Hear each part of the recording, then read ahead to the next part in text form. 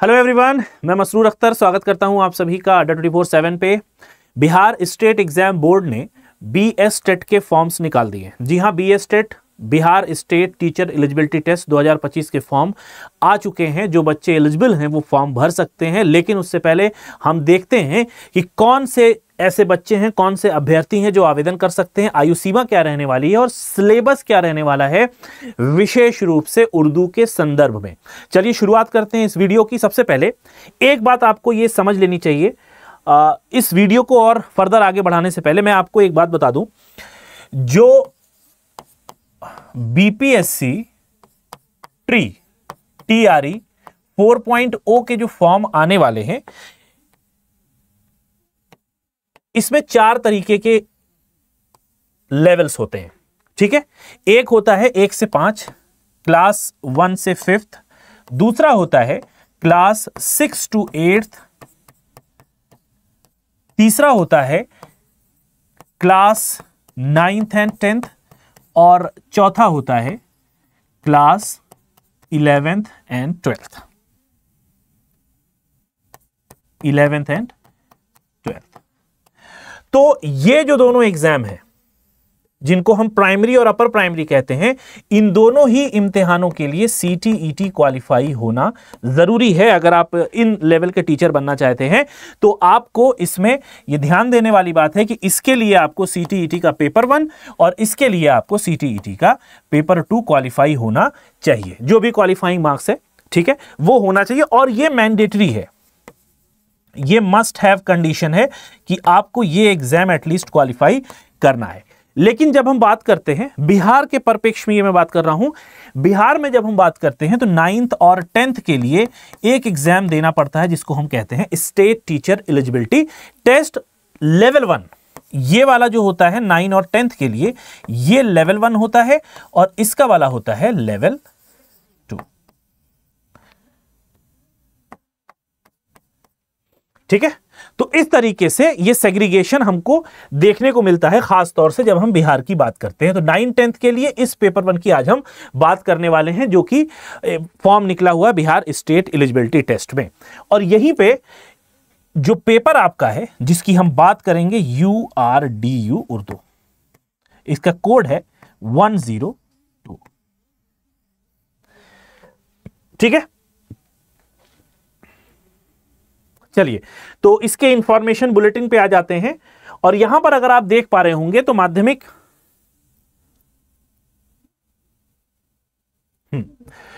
माध्यमिक शिक्षा पात्रता परीक्षा एस्टेट 2025 के आयोजन की परीक्षा में सम्मिलित होने हेतु आवेदन पत्र भरे जाने के संबंध में इच्छुक अभ्यर्थी के लिए आवश्यक सूचना क्या है कि इसकी संरचना ऐसी है कि यह पात्रता परीक्षा में आपको MCQ देखने को मिलेंगे, मल्टीपल चॉइस क्वेश्चन, बहुविकल्पी, यानी 1 2 3 4, 1 ऑप्शन, 2 ऑप्शन, 3 ऑप्शन, 4 ऑप्शन। अब ये BPSC TRE की तरह नहीं है कि आपको 5 ऑप्शन देखने को मिलेंगे, यहां पे आपको 4 ऑप्शंस देखने को मिलेंगे। टोटल ये प्रत्येक 1 अंक का होगा, यानी प्रश्न आपको यहां पर मिलेंगे 150। यहां पर जो आपको प्रश्न मिलेगा 150 प्रश्न मिलेंगे और ये 150 मार्क्स का होगा। ठीक है, नेगेटिव मार्किंग यहां पर नहीं होनी है, ये बात ध्यान रखिएगा कि 150 क्वेश्चन अगर आप करते हैं और 150 मार्क्स आपको मिल जाएंगे। लेकिन अगर 150 में से कोई सवाल आप गलत कर रहे हो तो उस पर आपको 0 अंक मिलेंगे, ना ही वो ऋणात्मक में जाएगा, नेगेटिव में जाएगा। ये बात समझ में आ गई? तो ये संरचना रहने वाली जिसमें आपको 150 प्रश्न मिलेंगे और प्रत्येक प्रश्न 1 अंक का होगा। आगे चलते हैं। प्रश्न पत्र का पैटर्न क्या रहने वाला है? यहां पे निर्दिष्ट विषय वस्तु, यानी आपका जो सब्जेक्ट होगा, फॉर एग्जांपल यहां पर आपका सब्जेक्ट उर्दू है, तो उर्दू के आपको जो सब्जेक्ट कंसर्न है, यहां पे आपको 100 सवाल मिलने वाले हैं। ठीक है, और उसके बाद जो 50 सवाल है ये आपके टीचिंग स्किल से आएगा, जिसको हम टीचिंग स्किल कह सकते हैं या फिर आर्ट ऑफ टीचिंग कह सकते हैं। यहां पर आर्ट ऑफ टीचिंग वर्ड का यूज किया गया है। ठीक है, इसको हम आर्ट ऑफ टीचिंग भी कह सकते हैं। तो 50 प्रश्न आपको यहां से देखने को मिलेंगे, या फिर आप 50 अंक भी कह सकते हो, और ये कुल मिला के 150 यहां पर योग हो जाएगा। तो 1 नंबर का 1 सवाल हो गया तो 150 सवाल हो गए, 150 प्रश्न हो गए। एक अर्हता यह होती है कि आवेदक भारतीय होना चाहिए, जो कि बट ऑब्वियस है कि जो भारत के लोग हैं वही इसको भरेंगे। तो ये इस तरीके से इसका बाइफर्केशन हो रहा है, जो परीक्षा का जो प्रश्न पत्र है उसका जो पैटर्न रहने वाला है। अब उर्दू के हवाले से अगर हम बात करते हैं, जिसका कोड मैंने पहले ही बताया है 102, आपको कम से कम 50% अंक सहित किसी मान्यता प्राप्त विश्वविद्यालय से स्नातक अथवा स्नातकोत्तर, मतलब क्या हो गया ये बात समझिएगा, आप या तो बीए इन उर्दू हो, उर्दू में आप स्नातक हो, बीए हो, या फिर एमए हो। अब ये ऑब्वियस है, अगर आप एमए आपने किया है तो आपने बीए जरूर किया होगा, तो कुल मिला के बीए मिनिमम क्वालिफिकेशन हो जा रही है, साथ में प्लस आपको बीएड होना चाहिए, बैचलर ऑफ एजुकेशन बीएड होना चाहिए। अगर आप ये कंडीशन फुलफिल कर रहे हो या पीजी वाली फुलफिल कर रहे हो, दोनों ही में बीएड होना बहुत इंपॉर्टेंट है, ये मैंडेटरी कंडीशन है, इसके बिना आप फॉर्म नहीं भर सकते हो। बात को ध्यान रखिएगा, यहां पर आपने उत्तीर्ण किया हुआ हो, ठीक है, शिक्षा में स्नातक उत्तीर्ण की बात यहां पर करी जा रही है। ऐसा नहीं है कि आप अपीयरिंग में हो तो भर सकते हो, उत्तीर्ण कर चुके हो, आप पास कर चुके हो, ठीक है। और इसके अलावा अथवा करके बहुत सारे इसके कंडीशंस दी हुई है, एलिजिबिलिटी क्राइटेरिया दिया हुआ है, आपका कौन सा मैच कर रहा है आप उसको देख सकते हो। फिलहाल जो बेसिक क्राइटेरिया है वो यही है, और एज यूजुअल आमतौर पे लोग इसी को करते हैं कि पीजी कर लिया और उसके साथ या फिर यूजी किया या पीजी किया और बीएड कर लिया, तो ये नेचुरल एक तरीके से आप कह सकते हो, बेसिक है यहां पे। अगली बात आती है, अगला जो हम बात करते हैं वो है इसके उत्तीर्णांक की। यदि आप सामान्य वर्ग से हो, सामान्य का मतलब अगर आप जनरल कैटेगरी पे हो, अनारक्षित हो, तो आपको 50% अंक पाने होंगे। फॉर एग्जाम्पल 150 क्वेश्चन है, 150 मार्क्स का है या 150 क्वेश्चन के, क्योंकि हर क्वेश्चन 1 मार्क का है, तो इसका अगर आप 50% निकालते हो तो ये कितना हो जाएगा 75। इसका मतलब ये हो गया कि 150 में आपको 75 क्वेश्चन सही करने हैं, या फिर 75 नंबर कह लीजिए आप, ठीक है, ये आपको करना ही करना है। एक बात और ध्यान रखिए, जो बच्चे अन्य उसके हैं, राज्यों के हैं, यानी बिहार के बाहर के राज्य के हैं, वो भी ये कोशिश करें कि यही लेके चलें। हो सकता है उनके लिए कुछ कोटा हो, लेकिन बाद में कभी ऐसा होता कोर्ट केस फंस गया, कई सारे केसेस में ऐसा देखा गया, तो हम उस लफड़े में क्यों पड़े। हम अगर बिहार से बाहर के राज्य के हैं तो आप यही टारगेट लेके चलिए 75 नंबर या फिर 75 क्वेश्चंस का, कि हमको ये तो करने ही करने, एटलीस्ट इससे ज्यादा हो जाएगा तो बहुत अच्छी बात है, ये तो बॉर्डर लाइन है, क्योंकि मिनिमम क्वालिफिकेशन 50 माना है, 50 अंक अनारक्षित के लिए। अगर आप पिछड़ा है, अत्यंत पिछड़ा वर्ग है, अनुसूचित जाति जनजाति है, दिव्यांग है, महिला है, तो उनके लिए ये अलग क्राइटेरिया यहां पर दिया हुआ है कि वो अलग अलग परसेंटेज कितना है, उसके हिसाब से आप इसको कैलकुलेट करके निकाल सकते हो, ठीक है। ये होगी बात उत्तीर्णांक की। अगली बात, अगली जो कंडीशन है वो भी हम देख लेते हैं। अगला है उम्र की बात है। ये उम्र यहां पर थोड़ा सा फंसती है। अनारक्षित पुरुष अगर आप हैं, मतलब अगर आप जनरल हैं, जनरल कैटेगरी से हैं, मेल हैं, तो 21 वर्ष तो मिनिमम है, 21 वर्ष मिनिमम है, लेकिन मैक्सिमम है 37 वर्ष। वहीं पे अगर आप अनारक्षित जनरल में वीमेन है, फीमेल है, महिला है, तो 3 साल की छूट मिल जाती है, यानी 40 वर्ष तक।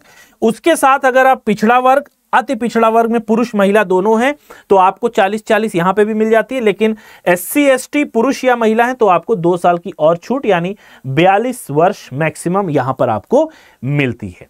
बात समझ में आ गई? तो ये इसका पूरा स्वरूप है। जो यहां पर मेन बातें थी जो आपको पता होनी चाहिए, वो मैंने यहां पर आपसे डिस्कस कर ली है। आई होप आपको ये बात समझ में आ गई होगी। अब इस पे आते हैं हम, इसका जो सिलेबस है कि सिलेबस इसका क्या रहने वाला है। जब हम उर्दू के हवाले से बात करते हैं तो इस सिलेबस को भी समझ लेना बहुत जरूरी है कि सिलेबस कितना बड़ा है, ठीक है, सिलेबस में हमें कितना एफर्ट, कितनी मेहनत करनी पड़ेगी, ये बात हमको ध्यान में होनी चाहिए। तो मैं इसका सिलेबस अगर मैं खोल के आपको दिखा दूं,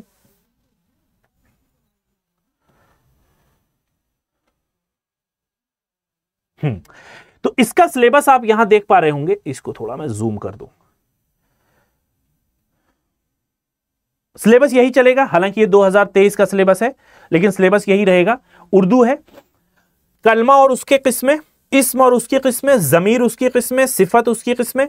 यानी ये अगर आप देख रहे हो, कलमा इस्म हो गया, नाउन, प्रोनाउन, एडजेक्टिव, वर्ब, ठीक है, फिर फेल माजी उसकी किस्में, उसकी मुतालिक फेल, जुमला और उसकी किस्में, हुरूफ, साबके और लाहके, मुतरादिफ, कलमात ज़रबुल अमसाल, तारीफ और जामे फहरिस्त, एराब के फ़र्क और मानी का फ़र्क, अज़दाद की जामे फहरिस्त, वाहिद जमा की जामे फहरिस्त, अराब अलामत और उनके इस्तेमाल, हर्फ बर्दी, मतला हुस्न मतला, काफिया रदीफ और मक्ता की तारीफ, मुख्तलिफ असनाफ सुखन की तारीफ, गज़ल, मसनवी, कसीदा, रुबाई, मसलसा, मरसिया, आज़ाद नज़्म, नज़्म मुअर्रा, खुतूत, नवेसी, मजमून निगारी। ठीक है, ये हो गया आपका जो विशेष सब्जेक्ट जिसको हम कहते हैं, जो सब्जेक्ट कंसर्न है 100 नंबर वाला। ठीक है, उसके बाद जो 50 नंबर का आता है, 50 नंबर का जो हम टीचिंग आर्ट्स की बात कर रहे हैं, आर्ट ऑफ टीचिंग स्किल की बात कर रहे हैं, उसमें आपको टीचिंग लर्निंग क्या होता है उसके मीनिंग प्रोसेस समझने हैं, teaching objective, instructional objective, Bloom taxonomy क्या होती है, जो ब्लूम ने कॉग्निटिव डेवलपमेंट, अफेक्टिव डेवलपमेंट की बात की है और साथ भी कॉग्निटिव डेवलपमेंट की बात की है, वो क्या होता है उसको पढ़ना है। टीचिंग मेथड्स पढ़ने हैं, उनके मेरिट डिमेरिट पढ़नी है, lesson plan, micro teaching, effective ecosystem, text book, library, qualities of a teacher, curriculum, evaluation और असेसमेंट ऑफ द टीचिंग, ये सारी बातें हमको यहां पर पढ़नी है। तो ये जो बिहार की तरफ से एलिजिबिलिटी क्राइटेरिया है, अगर आप 9th 10th में 11th 12th में मास्टर बनना चाहते हैं, टीचर बनना चाहते हैं, तो उसके लिए आपको इस एलिजिबिलिटी क्राइटेरिया को क्वालिफाई करना पड़ेगा। आई होप वीडियो आपको अच्छी लगी होगी। कोर्सेज हमारे अवेलेबल हैं, अगर आप हमारे चैनल पे जाना चाहते हैं तो आपको इस तरीके से अड्डा 24/7 के चैनल पे जाना है और यहां पे जाके आपको टीचिंग पे जाके महापैक में आप देखेंगे, ये महापैक आपके लिए अवेलेबल है जो सारे ही टीचिंग के कोर्सेज को कवर अप करता है। 35 से ज्यादा टीचिंग को ये कवर करता है। अब अगर आपको ये कोर्स लेना है तो आप एक कोड मैं दे देता हूं, ये कोड से आपको उम्मीद है कि मैक्सिमम डिस्काउंट मिल जाएगा।